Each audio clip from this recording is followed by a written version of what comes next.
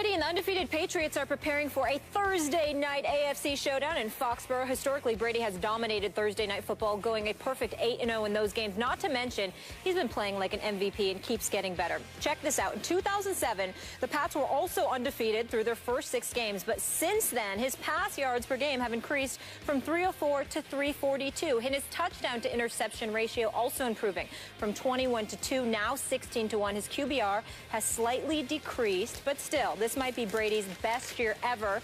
We asked you guys to answer that on Twitter, and here are your results. Over 60% say yes, it is. And for this conversation, we welcome in Darren Woodson. Good to see you, as always. Do you agree with the fans here? Is this Brady's best season ever? Because he's had some pretty good ones. He's had some great ones in 2007. You just talked about it in 07. I don't know if you can get better than 07. Right. You know, he had Randy Moss on the outside, throws for 50 touchdown passes, 4,860 yards. That was the best, in my opinion, in my time of watching football, was the greatest offense I'd ever seen. I mean, coming to town, they were going to put up points, and you know it. Now, you played against Brady. I played in Foxborough. In which year? Had to be 02. Okay, I got it. Had to be 02 in that time. Super Bowl years, those years. Yeah, and they were strong then as well. And that's what you like about Brady. Brady has not changed. And we've always tried to discount what he's done in the past. And it seems like, you know, now I'm looking at this situation this year. I think this is his greatest work. I honestly do, because in 07 he had guys like Randy Moss on the outside, and he had some playmakers that can make plays for him.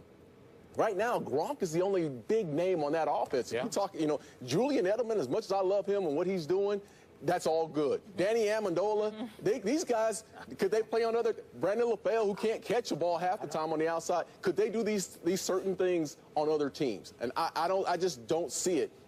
And Brady makes them better. And again, you just go back to 07. Jabbar Gaffney was at that time probably the only guy who, after he left, had some success in Denver and in Washington. Other than that, Dante Stallworth fell off the cliff. Randy Moss fell off the cliff. I mean, you see so many. Wes Welker, what ended up happening with him? There's so many guys that Brady made better in their time, and this year is no different. Stephen A.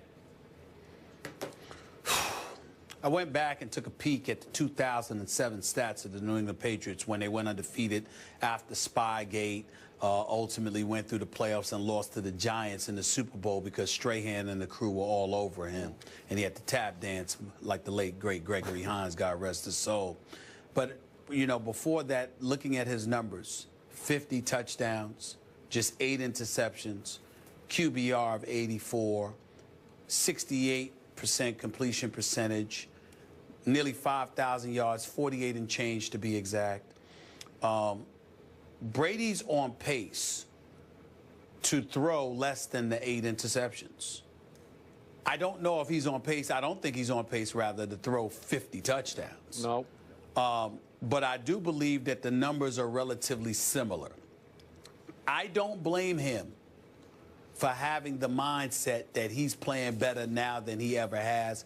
I can't definitively blame you nor anybody else if you think that. But it was just something special back then about Brady to Randy Moss to Wes Welker. It was something special. I mean, Lawrence Maroney was your quarterback. But I just looked at it, Skip, and running back. He was a running back. He was running back for them. In all honesty, guys, and Molly, here's why I think back to 2007. It's one moment that I'll never forget about Brady as long as I live. They had Randy Moss on a fly pattern, if I remember correctly, Darren. And they missed it against the Giants in a final regular season game. They missed it.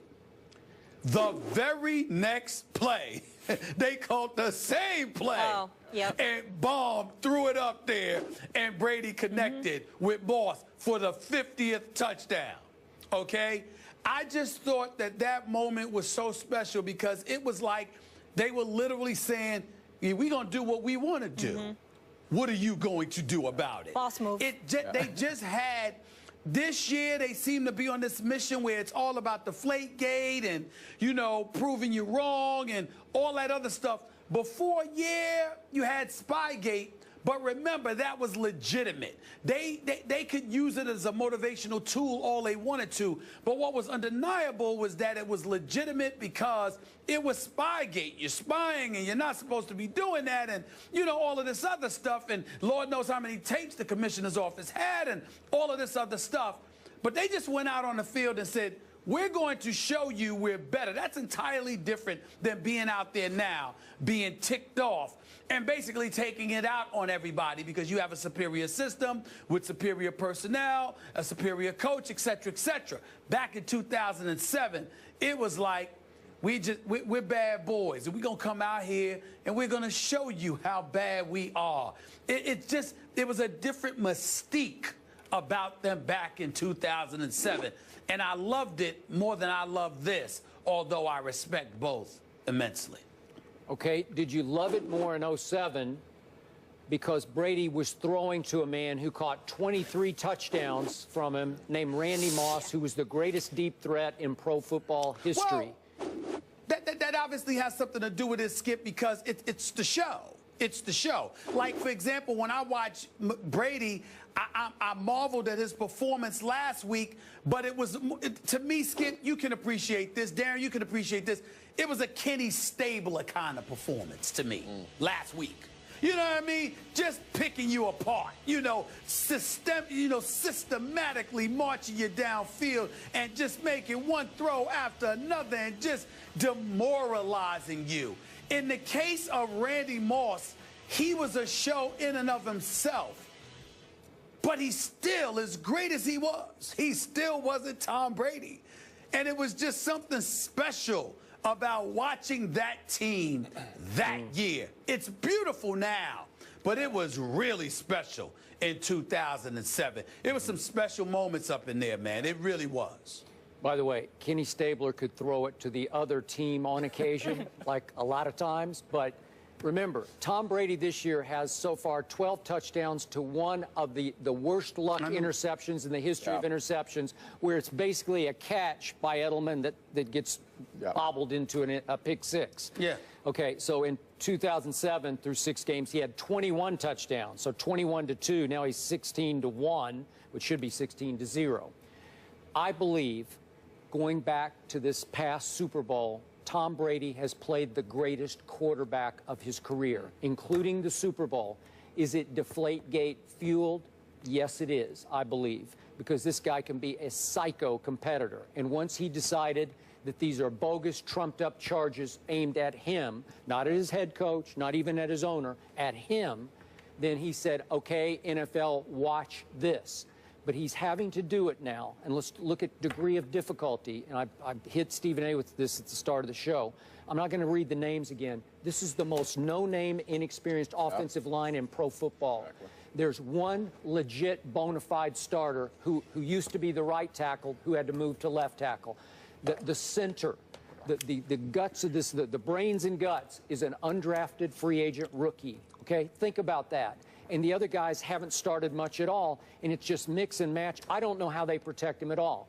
He's getting rid of the football faster than any other quarterback in the league. And to your point, we all appreciate Gronkowski, but there's no deep threat at all. Right. There's not one guy who can take the top off the defense. Right. There's no stretch player. Well, there's no threat at all. Everything is going to be mostly underneath, right? And there's going to be a lot of run after catch with it. Go ahead, Stephen A.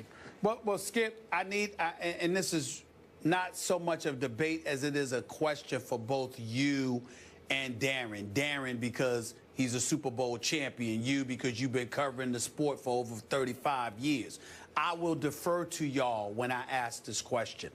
You just acknowledged that Tom Brady gets rid of the football relatively quickly.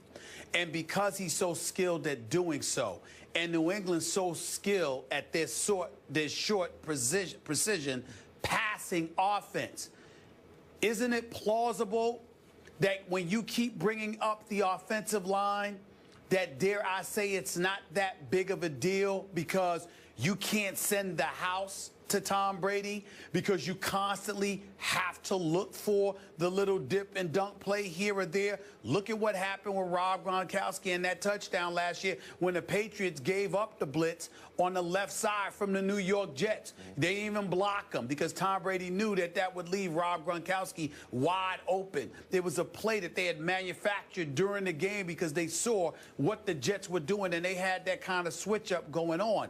I'm saying if you can't send the house at him because he's getting rid of the ball so quickly, then why make such a big deal I think about the offensive line that he's working with? You know, I think that really speaks to his brilliance. I really do. I mean, exactly what you just said. It speaks to his brilliance because of this.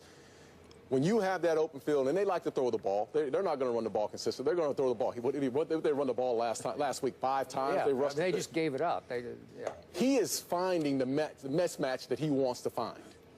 And he's seeing the entire defense. So when the defense gets lined up, he's finding he knows what defense they're in. And this is what speaks to the brilliance as a quarterback. You have to make a quick second decision. That decision has to come in and out, and the ball has to be out of your hands because you know that your offensive line can't protect. Yeah. So find the mismatch, go at that mismatch. Brady has been perfection. You just look at everyone else around the league. I looked at Matt Castle last week with my Dallas Cowboys. Yeah. There's mismatches, there's one-on-ones, but he can't find a one-on-one, nor can he pull the trigger to make the decision. But Darren, here's what I'm asking you. Because of the brilliance of Tom Brady, his football IQ, isn't it plausible that guys are actually scared to rush after him? Yeah. Because you're constantly watching. Absolutely. Oh, my goodness. So that's what I'm saying. But that's what I'm saying when I talk to Skip about the offensive line and why it's not a big deal. Because you can't come at him the way people would normally come at him because he's so brilliant. You don't know when he's setting you up to come at him. Right. Just so he could dip it to somebody else. That's my point. Okay, you're right. But to Darren's point, it's extremely difficult to see the mismatch pre-snap and execute it and make the right choice. Because if you guess wrong, if you read wrong, it's going to be going the other way like Matt Castle was. But not for him, not for somebody that's been around since 2000 and has played at an elite level for the last 10, 12, 14 years. It's not difficult for him. That's the point. You can't sit up there and go like this. Do you see how difficult that is? No, that's not. He knows what he wants to do. They're trying to figure out what Tom Brady is going to do. He is a complete master of his offense in New England. Most quarterbacks are not a master of their offense. So, bottom line, you're saying you are not impressed with Tom Brady, correct? No, I'm not saying that at all. Well, you're discounting what he's pulled off. No, I'm saying to you, you need to stop bringing up the offensive line because it's really irrelevant when it comes to him. He doesn't need an offensive line. He could do this without a line, right? Right. Just, they shouldn't even send a line out there. He should just go out there by himself. You don't really need one. You know? He really doesn't need one. Dude is so nice. We will leave it at that. I'm so excited for tonight's game. I said this earlier, Darren. More excited to see what the Dolphins do against them. And you're sticking with us. Up next, we're talking your Cowboys. We got Cowboys lovers and haters here for this next one. We've got some news. Dez back on the practice field, but could Joseph Randle be on his way out? We have a Big D update on the other side of the break. Stay here.